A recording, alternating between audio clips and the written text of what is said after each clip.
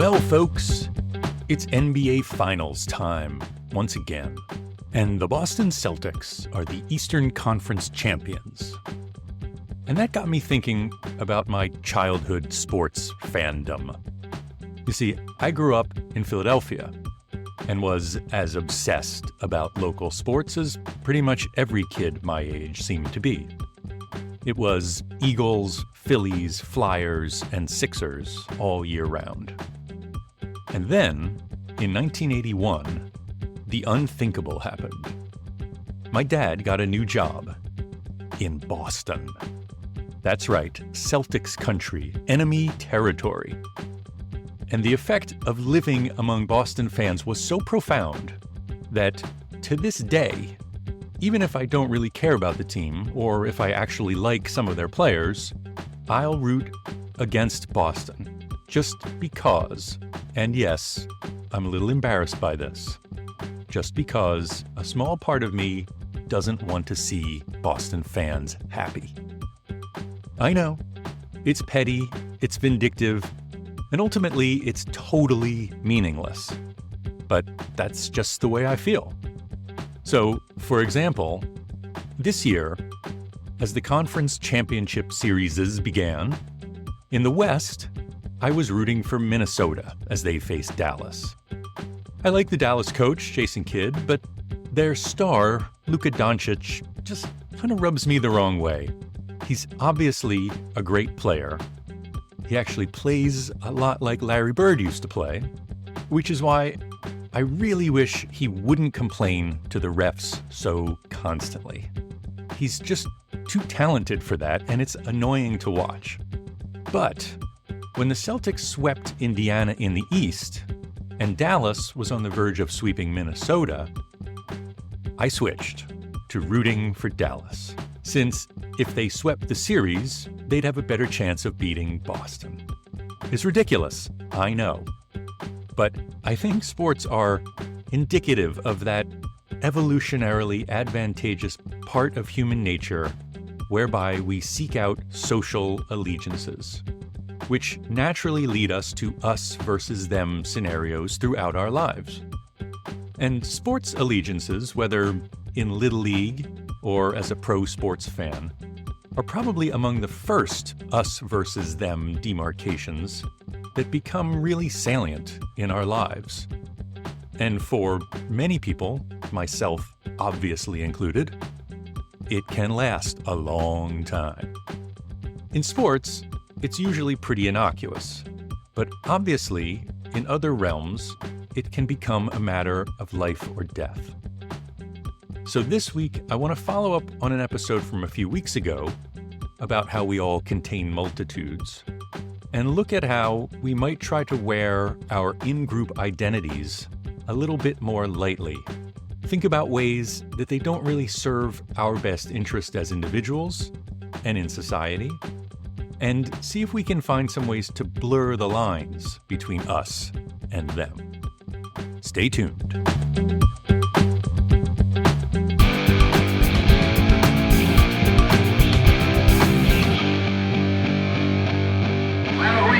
Me or your own eye? I'm Craig Boreth, and this is The Great Ungaslighting, a podcast about the ways we all get conned into accepting a human culture that's out of sync with our human nature, and how we can fight back and put the kind back into humankind. But first, a word about a sponsor. The Great Ungaslighting is not sponsored this week by Samsung, which is the world's largest, or among the world's largest, manufacturer of smartphones, TVs, soundbars, semiconductors, and lots of other electronics. But as Nathan Proctor, Senior Director at the U.S. Public Interest Research Group, recently told 404 Media, Samsung needs to be reminded that when you sell something, you don't own it anymore. So it turns out that if you have a phone repair shop and you want to buy repair parts from Samsung, you must first agree to send Samsung the name and contact info of the phone's owner, the phone's equivalent of a serial number, and info about what's wrong with the phone. Now, that seems a little creepy, but not so bad. But that's not all. If you open up the phone and discover that it has previously been repaired using aftermarket parts, meaning parts not coming directly from Samsung, you must notify the company of that and then destroy the phone. Samsung uses the word disassemble rather than destroy, but the point is clear. Now, in Samsung's defense, well, actually, it's not in their defense. It's a damning lament about just how corporatist the world is right now. Lots of other companies do versions of this, destroying or inactivating products that are the property of their customers, not the manufacturers. Another very common way that corporations punish their customers is by voiding their warranties if the device is repaired by the owner or a third party. Funny thing about that, it's illegal. There's something called the Magnuson-Moss Warranty Act of 1975, which makes it a federal crime for companies to tie its customers to particular services or to the use of particular parts. So what's with all those warning notices about voiding your warranty? Well, it turns out that the big tech manufacturers like Apple, Sony, and yes, Samsung, know full well that those warnings cannot be enforced. But they just assume that most people have never heard of the Magnuson-Moss Act and will obey those warnings as if they weren't blatantly illegal. It's yet another example of what tech critic Cory Doctorow describes as companies becoming too big to fail, then too big to jail, then too big to care.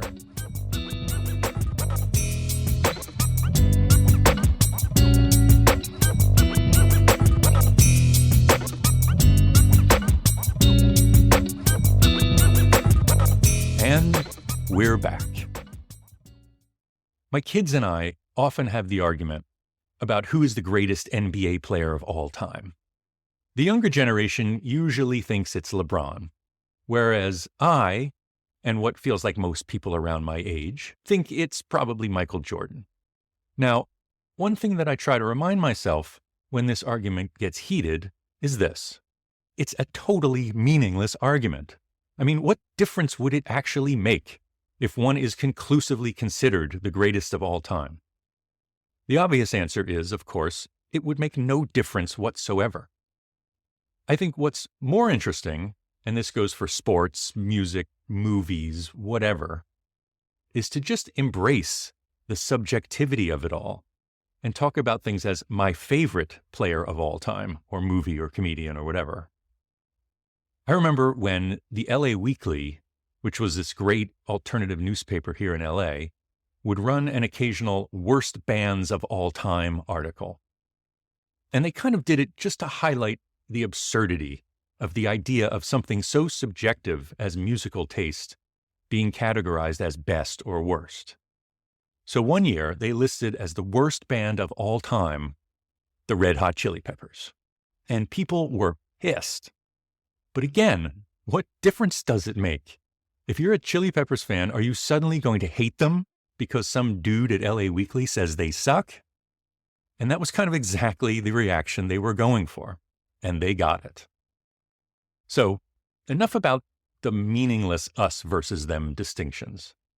What about partitions that have real consequences for real people?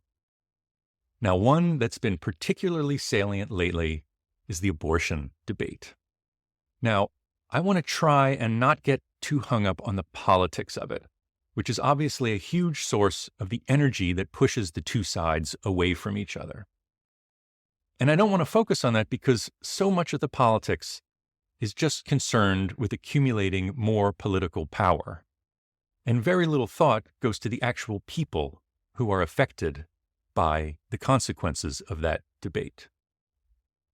That reminds me of a recent New Yorker cartoon that shows a king looking out his castle window at two groups of peasants facing off, pointing fingers at each other.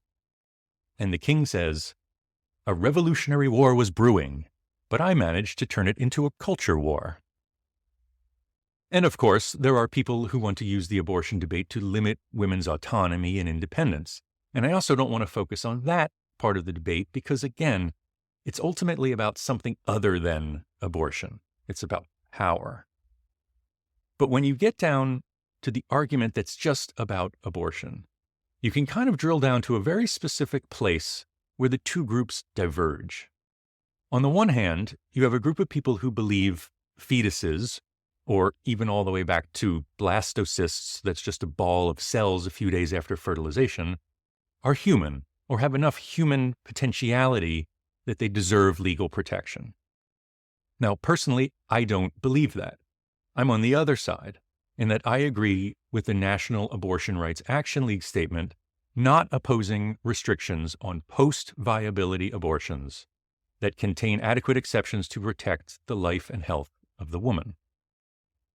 Now, if you think about the beliefs of those two sides, there's really hardly anything you can say that would convince one side to change their belief to that of the other side.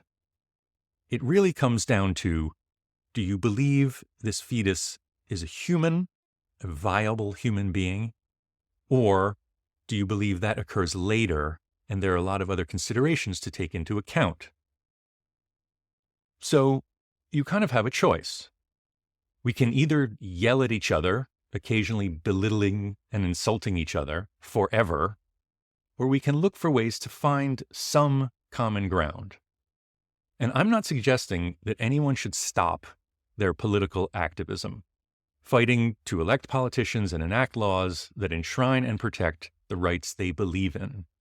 But at the same time, if we can find some common ground in ways that might actually help the very real people whose lives are affected by this issue, we should probably do that. I think everyone can agree that in an ideal world, there would be no need for abortions. There would be no demand for them. There would be no unwanted pregnancies, and fetal abnormalities would never endanger a pregnant woman's life. Of course, that's a utopian ideal that will never exist. But to the extent that we can move in that direction, no matter how incrementally, it seems like that would be a good thing, right? So both sides, as part of their political activism for or against the legality of abortion, should fight together for better sex education, better access to contraception, and better prenatal health care. Now, of course, some people will have a problem with that. But at least now, you can argue with those people using hard data rather than subjective beliefs. If we all want to lower the demand for abortion, and we all want fewer fetal abnormalities that endanger a woman's life, then there's a ton of research showing how we can do that. And I think there are a lot of people who will take the opportunity in this specific, focused way to break through the us versus them dichotomy that has existed for so long and will continue to exist, and try to find ways to work together and make things better.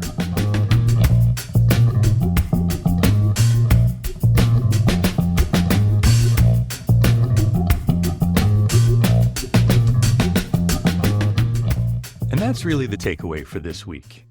If you're experiencing us versus them conflicts that seem totally intractable, and who isn't these days, I'd suggest giving some thought to the specific issue that's causing the rift, and think about who that rift might really be serving, and if there are ways that you can break through the barrier between us and them that could serve the greater good. Now, if you can't find any way to break through, that's fine, but it doesn't mean you should give up. Remember, we all contain multitudes. So if you find yourself in an intractable us versus them situation with someone, maybe think about other ways in which you're on the same side, or finding things that you have in common that don't really necessitate us versus them thinking. I don't know if it will help break down the walls between that big us versus them, but it might help you feel a little better about each other, and that's always a good thing. You know, as I was thinking about my childhood sports allegiances, I also got to thinking about that other quintessential childhood experience, the family road trip, and specifically that timeless refrain, "Are we there yet?" I vividly remember sitting in the way back of our station wagon on some endless journey and pissing off my parents by asking that over and over again. Now, I didn't want to perpetuate that same ritual with my kids. So when they would ask the question, "Are we there yet?" I'd say, we're actually never there. We're always here. So even when we get there, at that moment, it becomes here. So the answer to your question is no, we're not there. We will never get there. We will always be here. And that actually pisses them off even more, but I kind of like it. And it's similar to the us versus them distinction. If Gregory Bateson is right, and I'm pretty sure he is, if we're all intimately connected in the same ecosystem, then at a certain level, there truly is no them. It's all us. Sure, it's fine to root for your team and against the other team, but don't think that somehow makes you fundamentally different or better than the other team's fans. There was this great Onion story a while back with the headline, "You will suffer humiliation when the sports team from my area defeats the sports team from your area." It highlights the absurdity of extrapolating from the randomness of which sports team you support to the personality, character, and morality of one group of fans versus another. It's just completely ridiculous when you think about it. Although, one thing I can say with absolute certainty, all Philly fans are nuts. Well, that's it for this week. If you like the show, please post a review and introduce it to anyone and everyone you think might also dig it. And until next week, be kind to yourself, cut each other some slack, and use your f***ing turn signal.